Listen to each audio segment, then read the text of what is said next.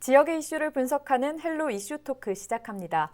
오늘은 코로나19 관련 이슈 짚어봅니다. 앞서 지난달 9일 진주시 목욕탕에서 코로나19 집단 감염이 발생하고 뒤이어 지난달 13일부터는 거제시 유흥업소에서 집단 감염이 발생해 조선소로 퍼졌습니다. 현재 전국은 코로나19 4차 유행의 문턱을 넘고 있다는 보도에 도민들이 불안해하고 있는데요. 이와 더불어 경남도 내 지역별 기피 현상이 이어지면서 또 다른 우려를 낳고 있습니다. 자세한 내용과 함께 현 시점에서 도민이 가져야 할 자세에 대해 이야기 나눠보겠습니다. 오늘 패널 소개합니다. 경남의사회 감염병 대책위원장인 마상혁 창원파티마병원 소아청소년과 과장 나오셨고요. 경남안전생활실천시민연합 이은정 활동가 나오셨습니다. 두 분 어서 오십시오. 네, 반갑습니다. 반갑습니다. 네, 반갑습니다. 최근 코로나19 확산세가 심상치 않습니다. 코로나19 4차 대유행이 시작됐다라는 말도 나오고 있는데 현재 코로나19 상황 어떻게 보십니까? 일단은 4차 대유행 이런 말 자체가 저는 필요 없다고 생각합니다. 왜냐하면 코로나 바이러스의 어떤 그 치료제나 백신이 원활하지 않은 상태에서 계속 유행할 수밖에 없는 상황이고요. 이것은 그 사람의 왕래가 많아지면 나타날 수 있는 현상이기 때문에 어쩔 수 없다라는 표현이 맞을지 모릅니다. 다만 중요한 것은 우리가 중환자의 발생, 그 사망 환자의 발생이라든지 또는 이런 의료시설의 부족으로 인해서 의료 붕괴 현상이 나타나지 않도록만 하면 되는 것이지, 이게 대유행이다, 스페인 독감 같은 유행이다 이런 말로 국민들이 현혹당하거나 또는 이렇게 두려워할 필요는 없다고 생각합니다. 왜냐하면 이미 저희가 1년 이상을 끌어서 다 경험했던 사실이고요. 지금 상황에서 굳이 4차 대유행이라고 표현할 건 없고요. 지금 생기는 거는 지금 봄이 됐습니다. 그렇죠? 주말이면 도로가 꽉꽉 막힌 상황이고요.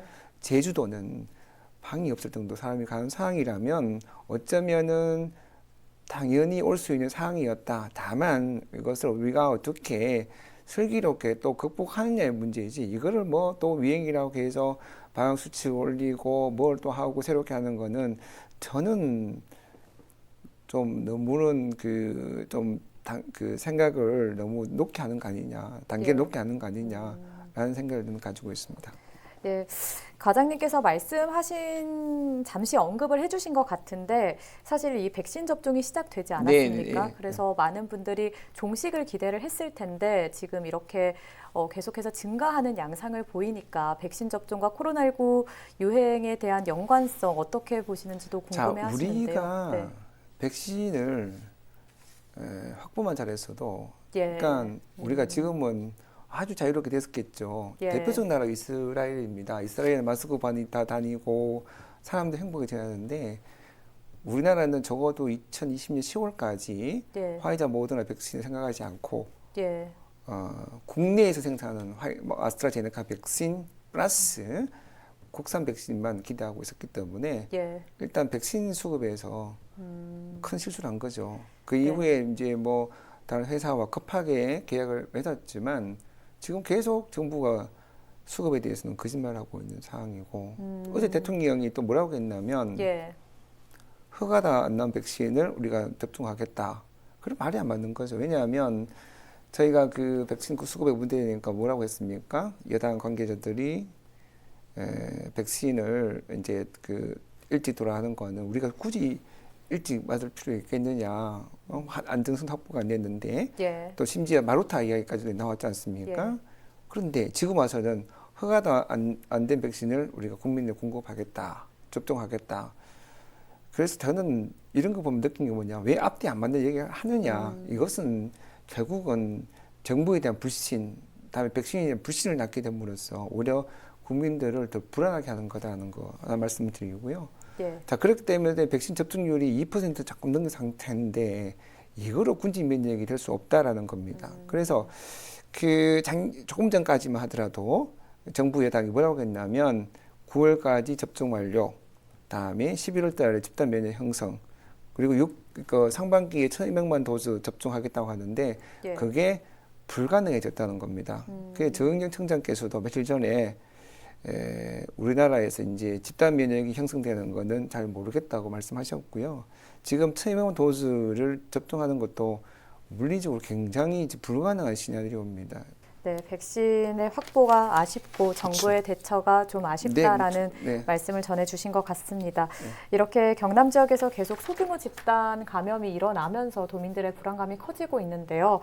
저희 이 안전생활실천시민연합에서도 활발하게 관련 교육을 하고 있는 걸로 알고 있습니다. 네, 구체적으로 어떤 활동을 하고 계십니까? 네, 저희 경남 안실련에서는 그 건강보험 심사평가원과 함께 지난해 5월 12일에 업무 협약을 맺었습니다. 그래서 보건의료 안전 컨텐츠와 컨텐츠 개발과 교육을 지금 진행하고 있는데요. 초, 중, 고등학생들뿐만 아니라 일반인들에게까지도 지금 찾아가는 안전교육을 진행하고 있습니다. 더 건강한 지역민 만들기라는 이런 주제로 건강정보 앱이 있어요. 이 앱을 활용해서 내 주변에 손쉬운 병원 찾기, 또 뭐 코로나19 안심병원 찾기, 선별진료소 찾기 뭐 이런 것도 있고요. 그다음에 내가 먹는 약 알아보기 등 이런 것들도 교육하고 있습니다. 또한 코로나19와 관련해서 세균과 바이러스에 대해서 바로 알기, 감염병 예방과 대처, 또 방역 수칙 등 지금의 이 위기를 이겨낼 수 있도록 저희들이 지금 일선에서 열심히 교육 중에 있습니다. 네, 그렇군요. 그런데 이렇게 코로나19가 지속되면서 생겨나는 문제점이 또 확진자에 대한 혐오감, 그리고 지역별 기피 현상이 문제가 되고 있는데요. 이와 관련해서 들으신 바 있습니까?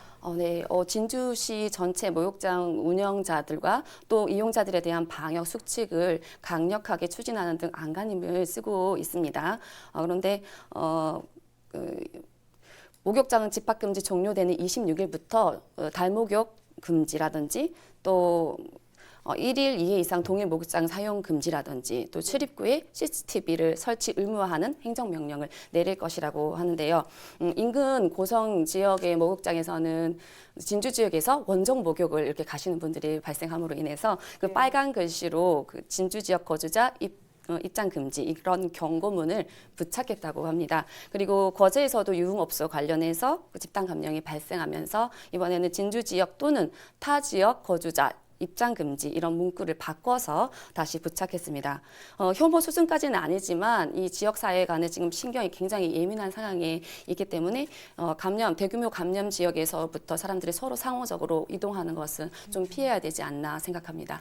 예, 말씀하신 것처럼 이 코로나 확산세가 심각한 만큼 타 지역으로의 이동은 최대한 자제를 해주셔야겠습니다.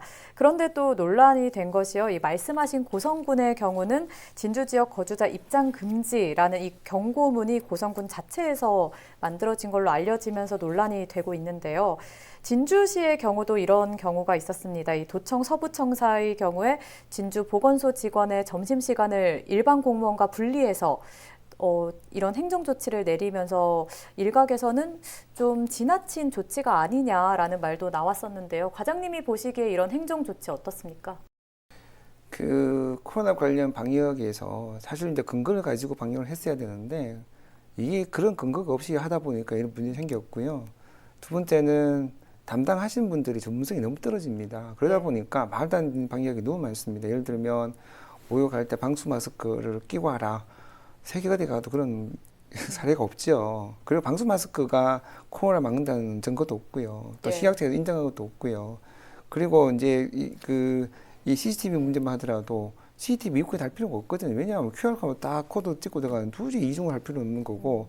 그러다 보니까 당연히 또 문제가 뭐냐면 그러니까 지방자치단장이 말 한마디에 그 방역 수칙이 정해지는 이 상황이라면 중앙방역당국의 검증도 거치지 않고 그냥 단순하게 생각하는 겁니다. 여기 지역만 있는 게 아니라 함안에 가도요. 그 다른 지역 사람들 공원에 들어오지 말라는 그런 플랜카드 붙어 있고요. 그럴 필요가 없는 거고 아무 근거가 없는 거거든요.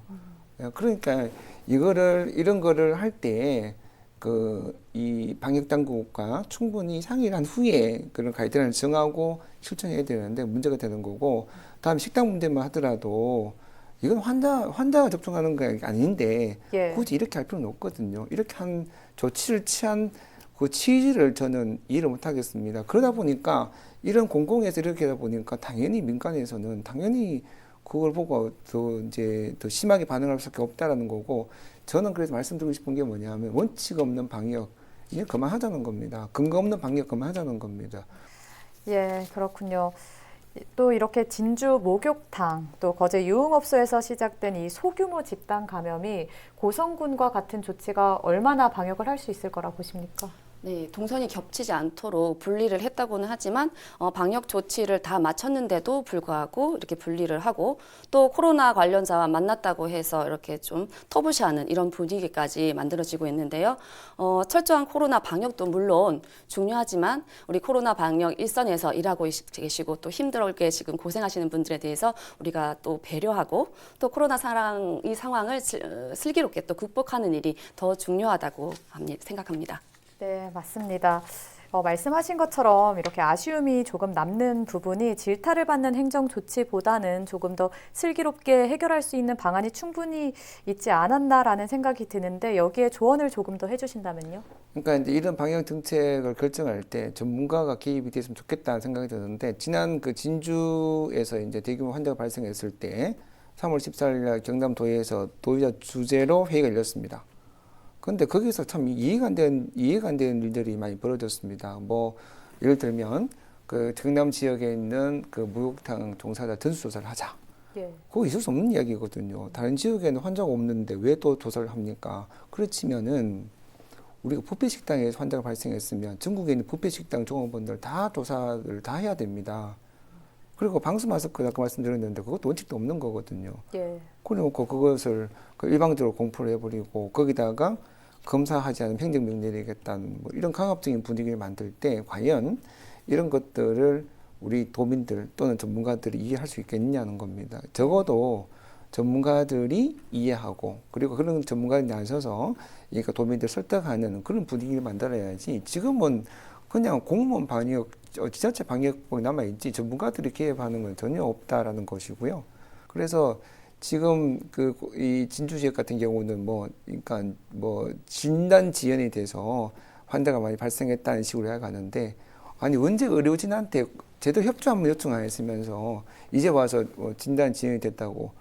왜냐하면 환자가 왔는데 아니 나는 병원에서 앉아 있다 보니까 밖에 무슨 일이 벌어질지 모르고 있는 상황인데 이 환자가 코로나인지 아닌지 어떻게 압니까? 그런 불가능한 이야기를 마치 의료계에 문제 있는 것처럼 전가하는 것도 문제가 있는 거고. 그래서 저는 제일 안타까운 게 뭐냐면 이 현장에 있는 공무원들이나 지자체장들이 이런 환자 발생에 책임이 있다는 건 충분히 이해를 하지만 그런 문제를 해결하기 위해서 정말 소통이 필요한데 그 소통을 그렇게 강조해도 아직까지 열린 마음으로 받아주지 못한다라는 것이 제가 1년 넘게 이렇게 경험하면서 느낀 거였고 옛날 2015년도, 2009년도 이 신종 독감 다음에 그 메르스 유행할 때 똑같은 경험을 했었는데 지금도 변화가 없다라는 데에서 참 답답함을 지금 느끼고 있습니다. 네, 과장님 말씀은 일방적인 행정 조치보다는 전문가와 함께 소통이 필요해 보인다. 그래야 국민들의 불신을 해소할 그렇죠. 수 있다. 이런 말씀을 해주신 것 같습니다. 또 이렇게 현재 일어나고 있는 이 도내 확진자 차별 기조가 작년 코로나19 초기 상황을 짚어봤을 때 중국인들의 배척, 그리고 대구의 경우 신천지 사태 이후에 대구 지역민들에 대한 배척과 겹치는데요. 아무래도 코로나19가 이렇게 장기화되는 만큼 불필요한 배척은 자제를 해야 할 것 같습니다. 안실련에서도 추후 교육에 반영하면 좋을 것 같은데요. 어떻게 생각하십니까? 네, 감기는 감염병이면서도 전염병이지 않습니까? 그래서 우리가 감기가 걸리지 않으려고 노력을 해도 감기에 쉽게 잘 걸립니다. 코로나 같은 이런 전염병은 본인이 방역 수칙을 철저히 지키는 것도 물론 중요하긴 한데요. 지역 사회와 정부의 방역 조치가 제대로 작동돼야만 합니다. 조금 먼 이야기이긴 하지만 2019년에 중국에서 우한에서 코로나가 발생했을 때 정부가 좀 더 철저하게 대응하고 이렇게 좀 했더라면 하는 저희 아쉬움이 좀 크게 남고요. 우선 꼭 필요한 경우가 아니라면 지역 간의 이동은 조금 자제하는 것이 좋다고 보고요. 지금 우리 국민들이 굉장히 오랫동안 코로나가 발생함으로 인해서 너무 지치고 힘들긴 하지만 그래도 여행을 조금 더 자제하고 또 친지 방문 같은 것도 좀 자제하고 지역 간 불필요한 또 배척도 좀 자제해야 할 것으로 생각됩니다. 경남 안실련에서는 보건안전교육에서 마스크 올바르게 착용하기 또 손 씻기 등 개인 방역 수칙이 최고의 백신이라는 이런 인식을 가질 수 있도록 저희가 지금 교육 중에 있습니다. 네, 맞습니다. 코로나19가 이렇게 장기화되면서 사실 많은 분들이 무뎌지기도 하고 느슨해진 방역의식이 좀 문제가 되기도 하는데 다시 되어야 한다는 말이 나오고 있습니다. 안실련도 노력을 많이 할 것 같은데요. 앞으로 펼칠 활동도 궁금한데 어떻습니까? 네, 저희 지난해 3월 저희 경남 안실련이 안전활동가와 또 그 안전교육 강사 15명이 열흘 동안 손소독제를 저희가 직접 만들었어요. 13,000개를 만들어서 경상남도에 10,000개를 지정 기탁했고요. 또 3,000개는 창원 택시 기사님들에게 저희가 직접 가서 나눠드리기도 했습니다. 또 창원중앙역, 또 창원역, 마산역, 창원 시외버스터미널, 마산 시외버스터미널에 저희가 직접 나가서 방역 수칙에 대한 방역 캠페인도 저희가 전개를 했습니다. 올해는 경상남도 안전정책과와 함께 온라인으로 그 방역 수칙을 전파하고 있는데요. 경남 안실련이 운영 중인 웹사이트, 블로그, 페이스북 등 SNS를 통해서 저희가 제작한 인포그래픽이나 또 카드 뉴스를 배포하고 있습니다. 예, 그렇군요. 앞으로도 계속해서 많은 노력 부탁드리겠습니다.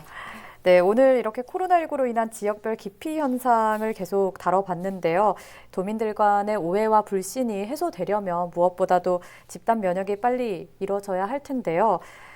하지만 말씀하신 것처럼 백신 접종이 아직은 더딘 편이고 또 부작용 이야기들이 계속 보도되면서 불안감이 커지고 있습니다. 과장님께서 이 백신 접종과 관련돼서 한 말씀 해주시죠. 백신 접종을 아무리 한다 하더라도 100% 예방을 못하기 때문에 예. 그 마스크 사용을 잊지 말고 하셔야 되고, 최근에 나온 이야기는 이제 이 표면에 묻어서 전파되는 경우는 극히 드물다고 알려져 있기 때문에 마스크가 정말 중요하다는 말씀 다시 강조드리고, 백신은 현재 아스트라제네카와 화이자 백신이 있습니다. 그 아스트라제네카 백신은 1차 접종 때 이상 반응이 많이 나타나고 주로 20대, 30대, 40대에서 나타나는데 굉장히 심하게 나타납니다. 열도 나고 아프고 거의 이틀 사흘을 고생하는데 그 사람들이 한 80% 됩니다. 예, 굉장히 많네요. 맞습니다. 그리고 이제 나이가 드신 분은 적게 나타나고요. 2차 접종에는 더 심하게 나타나는 것도 있습니다. 그에 비해서 화이자나 모더나 백신은 1차에 비해서 2차 접종 때 증상이 심하게 나타나는 걸로 되어 있습니다. 그래서 백신이 원래 이렇게 이상 반응이 많으면 되지 않는데, 현실적으로 본다라면 우리가 이제 이 백신 개발을 그렇게 할 수가 없었던 현실이 있었고요. 최근 아스트라제네카 백신의 혈전, 혈관 질환, 혈소판 이 관계 질환들이 연관성이 있다고 나왔습니다. 약 30만 명에 한 명꼴로 발생하는 것으로 되어 있고요. 그래서 이제 60대 이하에 많은 걸로 되어 있습니다. 그래서 외국은 아스트라제네카 백신을 55세 또는 60세 이렇게 이상에 접종하도록 권고를 하고 있지만, 우리나라는 백신이 없기 때문에 선택의 여지가 없죠. 예. 그렇게 해서 30대 이상에 접종하는 걸로 결정이 됐고요. 자, 그러면 우리가 결정할 게 뭐냐? 우리가 가질 수 있는 이익과 우리가 감당해야 될 위험을 비교해 봤을 때 어느 게 우선할 거냐를 고민을 해야 되는 상황이 됐습니다. 네, 이렇게 전문가의 조언이 우리 도민들에게 많은 도움이 되고 또 적극적인 접종 참여로 이어졌으면 좋겠습니다. 특히 또 70대 이상 어르신들의 경우는 접종을 꺼려하는 분들이 많다고 들었습니다.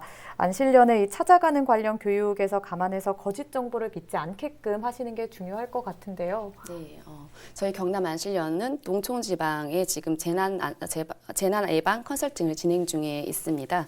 올해는 창원시, 김해시, 진주시, 사천시의 읍면사무소와 협조를 해서 자연마을을 찾아가서 태풍이나 호우 등 이런 자연 재난뿐만 아니라 화재 예방, 감염병 예방 이런 것들도 저희가 안내해드리고 있습니다.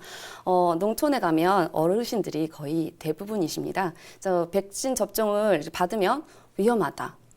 죽을 수도 있다. 이렇게 오해를 하시고 계신데요. 저희들이 가서 이렇게 좀 잘못된 것을 바로 잡아드리기도 하고, 또 애로사항도 들어드리고, 또 이제 저희가 말벗이 돼드리기도 하고 있거든요. 근데 전문 교육을 이수한 안전 활동가들이 2명이 한 조가 되어서 세 팀이 지금 활동 중에 있습니다. 근데 아마 예산 때문에 지역을 한정해서 지금 진행하고 있는 걸로 제가 알고 있는데요. 좀 더 예산이 많이 확보되어서 경남 지역의 전 지역에 저희가 농촌마을뿐만 아니라 도심 지역에도 특히 노후주거 지역민들도 있고요. 그리고 이제 그런 분들도 이제 안전하게 저희들이 살아갈 수 있도록 제가 도움을 드리고 싶습니다. 네. 네, 감사합니다. 오늘 말씀은 여기까지 듣도록 하겠습니다. 오늘은 마상혁 경남의사회 감염병 대책위원장과 이은정 경남 안실련 활동가와 함께 도내 코로나19 확산에 따른 도민들의 지역 간 차별 우려와 이에 대한 전문가들의 분석과 제언 들어봤습니다. 함께해 주신 여러분 고맙습니다.